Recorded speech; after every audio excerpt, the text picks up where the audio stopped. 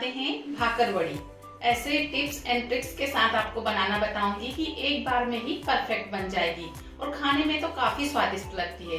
तो चलिए आज बनाते हैं भाकर बड़ी और बनाना स्टार्ट करते हैं।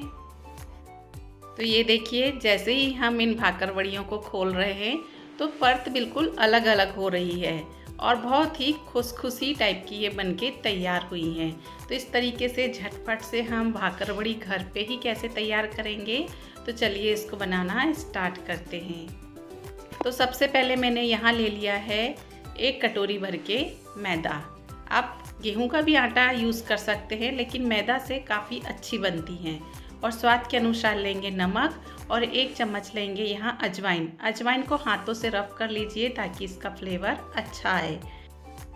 अब हम इस पे डाल देंगे 1 चम्मच के करीब रिफाइंड ऑयल।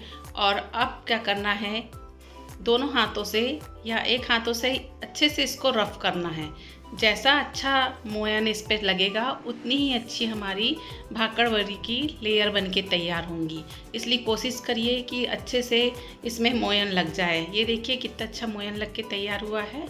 हम जैसे ही इसको पे मुट्ठी बांध रहे हैं तो ये हमारा लड्डू जैसे बन के तैयार हो रहा है।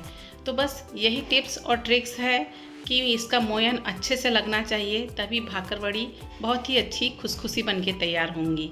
अब क्या करेंगे, थोड़ा थोड़ा पानी हम इसमें डालते जाएंगे और इसका बिल्कुल हमें सख्त डो तैयार करना है। लूज़ नहीं करना है ज़्यादा, नहीं तो अच्छा शेप नहीं आएगा भाकर बड़ी का। अच्छा शेप लाने के लिए इसको हल्का सा कड़क गूंदेंगे और अच्छी लेयर भी निकल के आएगी।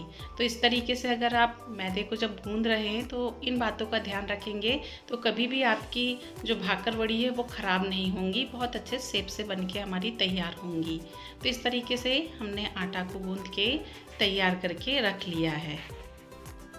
तो ये देखिए डो तैयार है और हम इसको स्टिच कर रहे हैं तो ज़्यादा ये खिंच भी नहीं रहा है, यानी बहुत हमारा हार्ड डो बनके तैयार हुआ है। तो इसको हम रख देंगे रेस्ट करने के लिए कम से कम 10 से 15 मिनट के लिए। अब क्या करेंगे, दूसरी प्रोसेस चलते हैं। इसका हम मसाला बनाना तैयार करते हैं। तो मसाले के लिए लिया है मैंने यहाँ 2 चम्मच खड़ा धनिया और 1 चम्मच जीरा, 1 चम्मच सौंफ और यहाँ लिए मैंने 8 से 10 काली मिर्च। इससे काफ़ी अच्छा तीखा सा फ्लेवर आता है। और डालेंगे यहाँ पे हम 2 चम्मच भर के सफ़ेद तिल, या आपके पास जो भी तिल होगी वो तिल का आप यूज़ कर सकते हैं। और सभी को अब आपस में हम इनको भूनते जाएंगे जब तक कि ये पफ होने लगे, ये अच्छी सी खुशबू ना आने लगे मसालों से, तब तक हम इसे रोस्ट करेंगे। तो ये देखिए कितने अच्छे से ये पफ हो रही है सेसमी सीड्स। अब क्या है, इसको लगातार इस तरीके से ही हिलाते जाना है, नहीं तो वो एक तरफ जल जाएगी और एक तरफ रह जाएगी। अब क्या करेंगे, इसकी गैस की हम बंद कर देंगे और अभी भी तवा हमारा गर्म है, तभी हमें यहाँ पे 2 चम्मच कोकोनट के डालना है और फिर इसको भी इसमें ही हम भून लेंगे, क्योंकि अभी तवा गर्म है, उसकी हीट में ही ये हमारा कोकोनट अच्छे से ब्राउन हो जाएगा। अब हम इसको क्या करेंगे, एक प्लेट में निकाल लेंगे और ठंडा होने देंगे। जैसे ही ठंडा होगा वैसे ही हम इसको डाल लेंगे मिक्सर की जार में। अब हम इसमें थोड़े से और मसाले ऐड करेंगे। तो यहाँ मैंने ली है 1 चम्मच भर के लाल मिर्च का पाउडर, जो थोड़ा सा कलर भी देगी और स्पाइसीनेस भी देगी। 2 चम्मच भर के लिए यहाँ मैंने दालिया के लिए हैं और स्वाद के अनुसार सफ़ेद नमक, और थोड़ा सा लिया है मैंने यहाँ काला नमक। काला नमक ज़रूर डालिए, बहुत अच्छा टेस्ट आता है। और अब इसको हल्का सा मैंने दरदरा पीस लिया है और इसके बाद हम फिर इसमें डाल देंगे 1 चम्मच भर के शक्कर। आप शक्कर को थोड़ी ज़्यादा भी कर सकते हैं। ये देखिए पिस के तैयार हो गया मसाला। अब मसाले में हल्की सी बाइंडिंग लाने के लिए हम क्या करेंगे, यहाँ डालेंगे थोड़ा सा रिफाइंड ऑयल और इस तरीके से हाथों से अब रफ करना है ताकि इसके में पकड़ आ जाए थोड़ी सी। तो इस तरीके से मैंने रिफाइंड ऑयल डाल के ये देखिए तैयार कर लिया है। और इसका टेक्सचर देखिए कितना अच्छा हमारा ये मसाला बनके तैयार हुआ है, ना ज़्यादा मोटा बना है ना ज़्यादा बारीक बना हुआ है।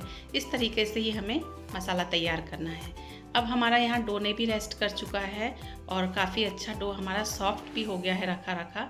अब इसको क्या करेंगे, थोड़ा सा अच्छे से मसल लेंगे और मसलने के बाद हमने इसको 2 पार्ट में डिवाइड कर दिया है। और इस तरीके से एक मीडियम साइज़ की मैंने लोई बना के तैयार कर लिया है। अब इसको क्या करेंगे, बेल लेंगे। हमें इसको जैसे रोटी बेलते हैं उतनी ही मोटी हमने इसका रोटी बना के तैयार कर लेनी है। तो ये देखिए, ये हमारी रोटी बन के बिल्कुल तैयार हो चुकी है कुछ इस तरीके से।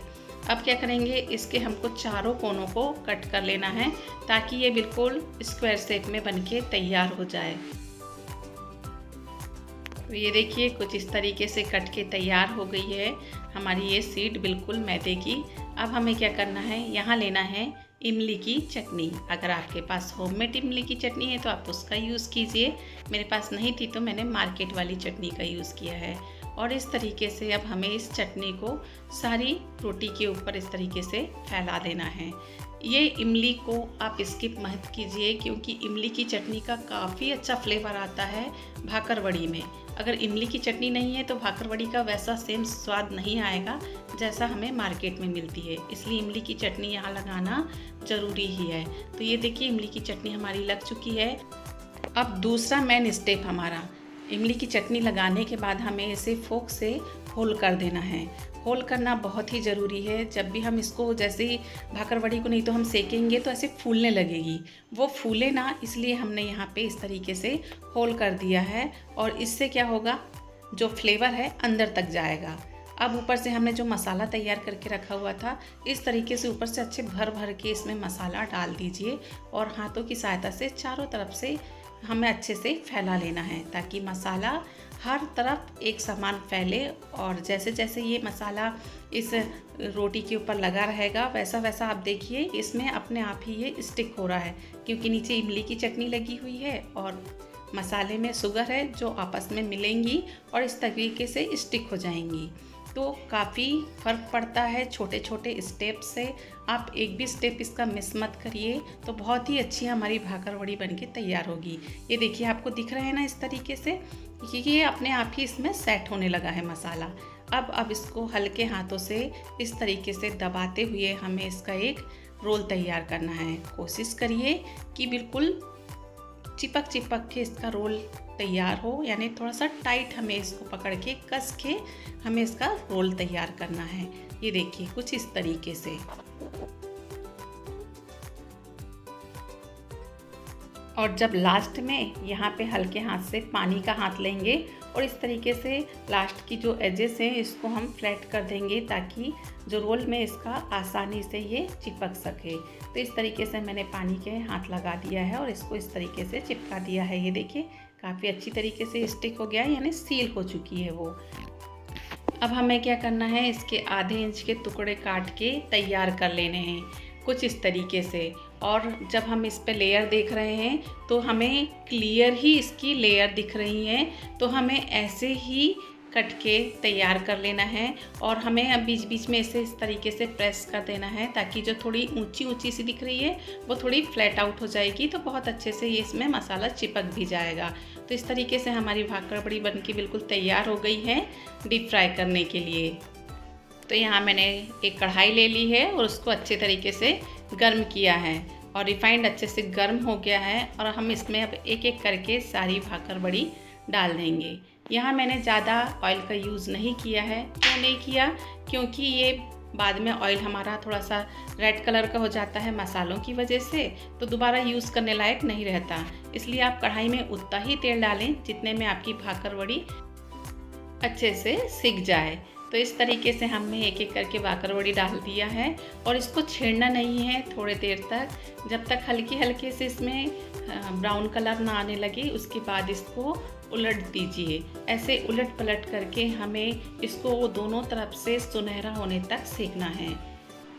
और सबसे मेन प्रोसेस यही है कि भाकरवड़ी को बिल्कुल मीडियम टू लो फ्लेम पे ही हमें धीमी धीमी आंच में सेकना है। जितनी धीमी धीमी आंच में ये सीखेंगी उतनी ही हमारी ये खस्ता कुरकुरी बनके तैयार होंगी और खाने में तभी स्वादिष्ट लगती हैं कि जब अच्छी खस्ता कुरकुरी बनके तैयार होंगी तभी हमारी ये टेस्टी लगती हैं। इसलिए ध्यान रखिए कि धीमी धीमी आंच में इसको सीखने दीजिए। तो एक बैच सेकने में मेरे को यहाँ 7 से 8 मिनट के करीब लग गए थे और ये हमारी भाकरवड़ी अच्छी सुनहरी हो चुकी है।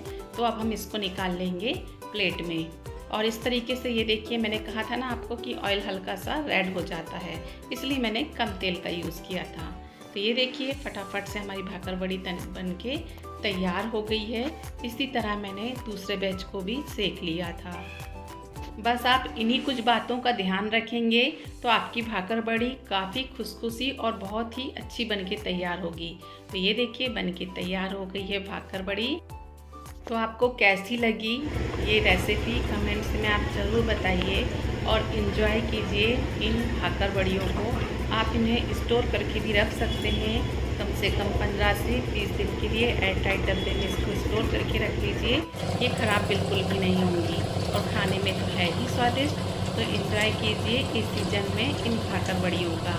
मिलते हैं अगले वीडियो में, तब तक के लिए बाय।